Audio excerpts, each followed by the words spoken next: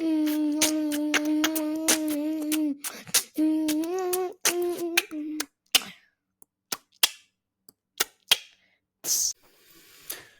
morning, good afternoon, good evening. Whatever time you listen to this, it's your host, Don, and we're flying solo today. Welcome back to the Identity Human podcast, and I'm glad you're back. So, what am I talking about today? Well, I'm going to tell you. We're going to keep this one short, and I've got a couple of analogies, and that's it. I just thought, how do we lift it up so that you've tuned in, you've got, hopefully we're going to go 20 minutes and you're going to take something away that's going to make you either laugh or think about it or, ruminate with someone, with yourself. So the first one, and there's 3 points essentially. If it takes us 10 minutes, then that's all good. We'll just do 10 minutes. The first one is, and these notes I take from my WhatsApp. So if you want to understand what second brain works like, and how sometimes you'll be in the middle of something, you'll think of something and you'll be like, oh, I've got to remember that. And you forget about it and it's on your mind. Create a WhatsApp group on your WhatsApp with you only. Or if you can't do it with you only, you and someone else, and then kick that other person out. Okay, so then it's just left with you. And then pin that WhatsApp group to the top of your WhatsApps. And then call that second brain. And every time you have an idea, then go and write it down in there. And then if you even better, like one step better, is make sure that weekly or monthly you're taking time to take the notes that you've put down there and put them into the relevant places. That's something that's been very useful to me. So I was just looking through mine because I thought, we've got 20 minutes. How can we add an effect? And I'd written a couple of things down. The first one was your current lifestyle reinforces your dopamine. Okay, and I was like, oh, that's good. And I was like trying to think, when did I think about that? And I actually couldn't. But it was really good way of going, comfort zone. You hear people talk about your comfort zone and, how to identify that.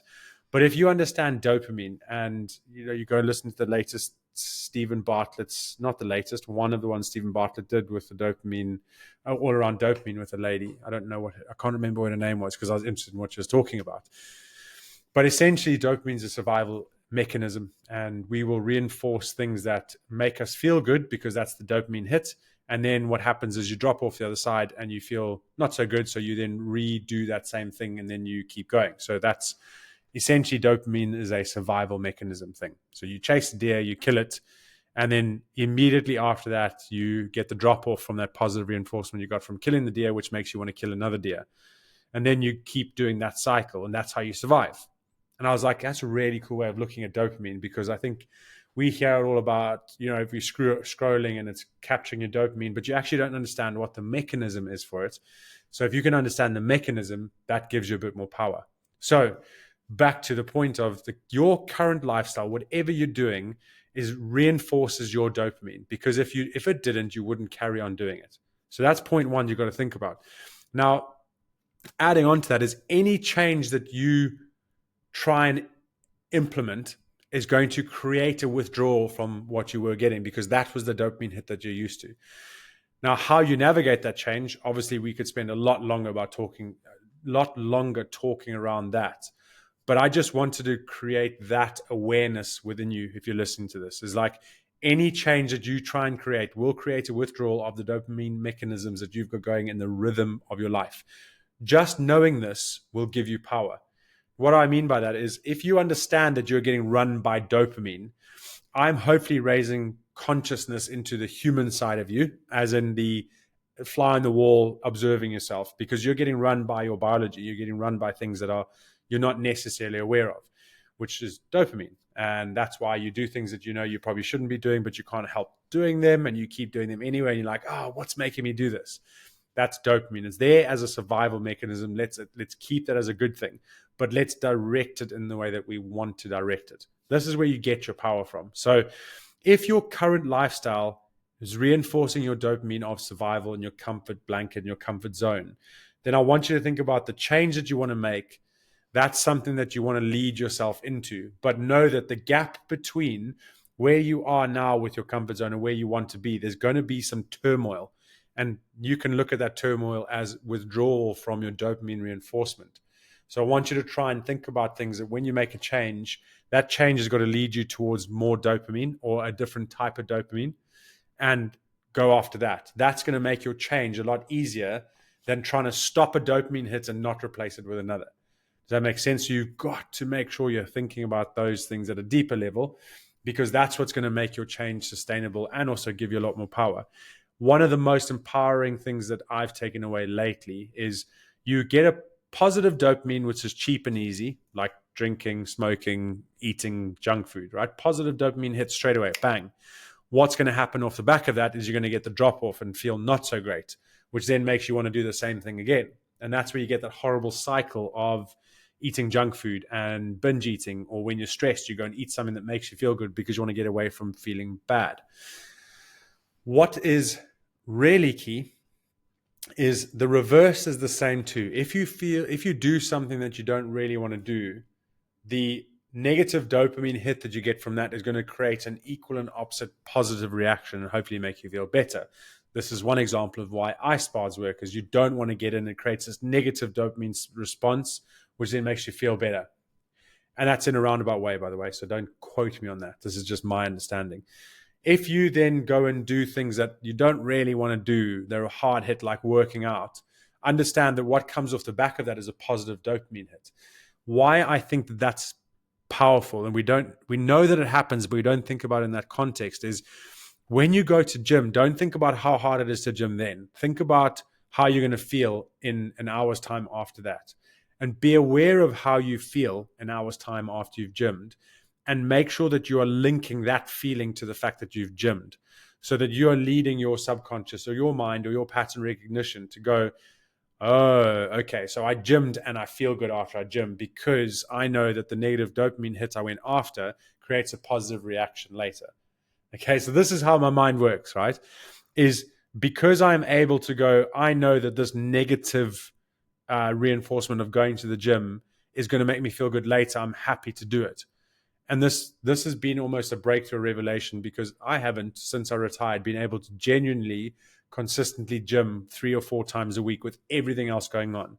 But in the last month, it's been so easy to do it. And I haven't changed anything other than gained a little deeper understanding of, maybe instead of just thinking about gym and how hard that is to actually start and get going, think about how it's going to make you feel later, and understand that there is a scientific reinforcement for that, which is the dopamine thing. So I just thought I'd want to pass that on as like a quick knowledge bite. Hopefully that's going to help you with anything that you're trying to understand. Like, first of all, the reason that you're struggling to change isn't because you're not able to change or you're inadequate. It's because your current lifestyle reinforces your dopamine.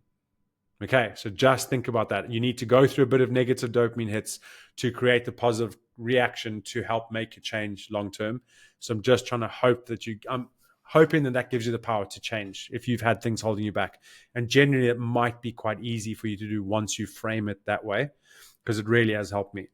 And this is about sharing the journey, right? So we are on episode 62 and still doing some amateurish production, but I know that we've made some progress. And if you've been with us since the beginning, I hope you're enjoying the journey. The next analogy, and I tested this out last night, and I quite enjoy it. And it's about like how you deal with emotion, and especially from a men's point of view, is you don't want to share because what's the point? So what do? We bury it. And I know that women do the same thing, by the way.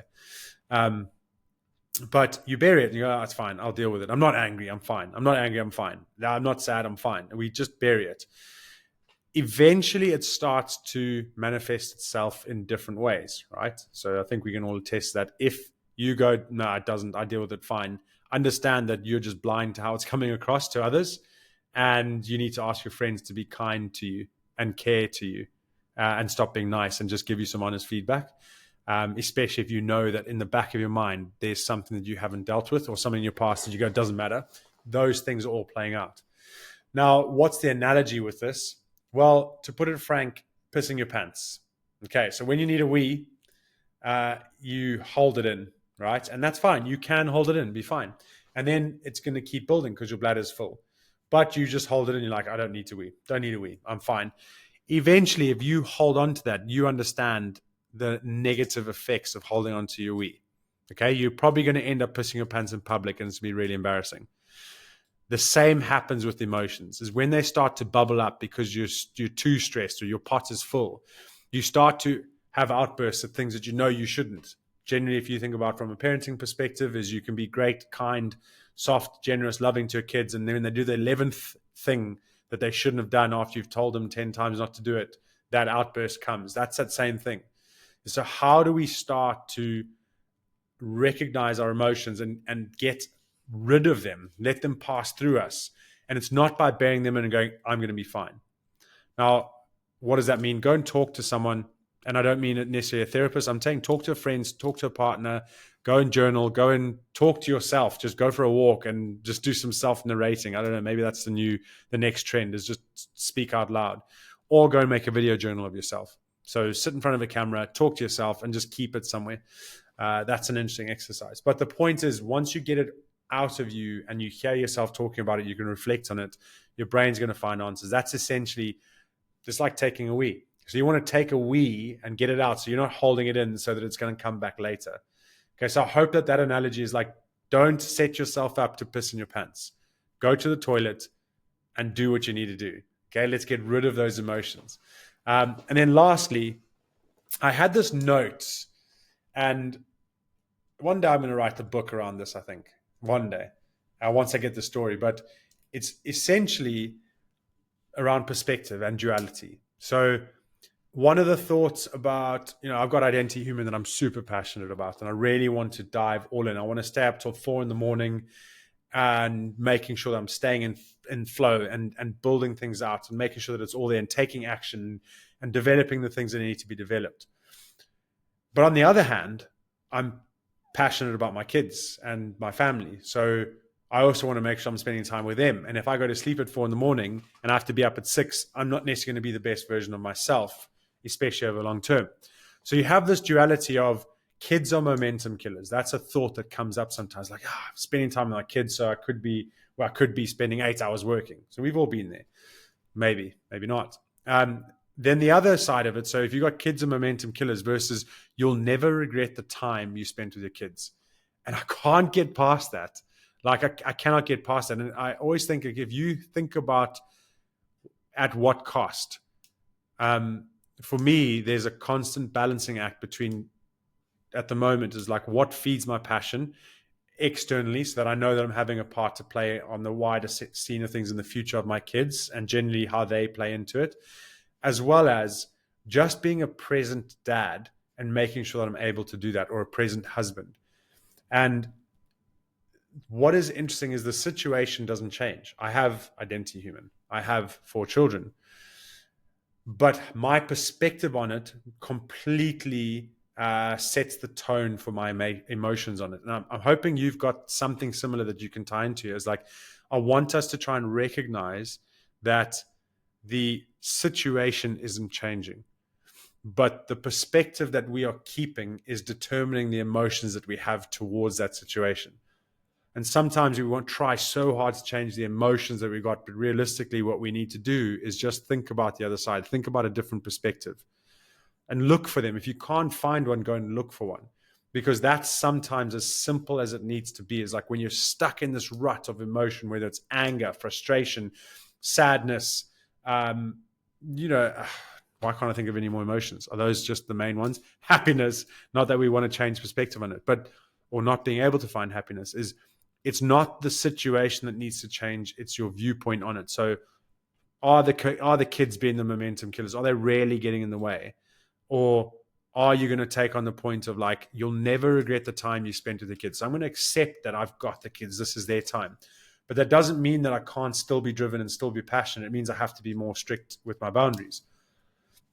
And so I want to lay that challenge to you, is don't use the excuse that kids are momentum killers as the example. Use the reasoning of like, I'm really going to enjoy spending time with them, so that when I'm not with them, I'm super productive. So that I realize that those 5 hours that I sit, if I don't make sure that they're golden, I can't go back and be with my kids and go like, I don't get enough time. Because actually you just need to be more efficient. You don't need to have more time, because if you had more time, would you create that much more efficiency? Probably not. So the high performance elements and identity human and all the mental things that we try and talk about is recognizing that the excuses of not having enough time and, kids are getting in the way, or I'd rather spend time with the kids instead of the business, Those are your excuses that you're buying into. But there is another way. There is always another way. Okay. And you just have to learn to change your perspective on it. Okay. So this wasn't meant to be a long one. I got my 3 points across. Sometimes it doesn't have to be 60 minutes for you guys to understand. I'm hoping that I sprinkled a little bit of gold dust for you. One of those 3 things are going to be something for you to ruminate on this week. And if something does hit home, please do comment on the episode and let us know what you think. It's good to see sometimes what the audience is taking on and what things are more important to them. So just a summary. Remember to go to the toilet. Don't end up pissing your pants. Your current lifestyle is reinforcing your dopamine, i.e. that's how you define your comfort zone. And finding perspective in situations where you can't see another point of view is going to help you move through things and create acceptance. Okay, so thank you very much for listening. This is short and sharp. This is Don signing out. Remember, I'll work on me for you if you work on you for me, because Ubuntu, we are who we are through others. All right, have a great week. I appreciate you all. Much love.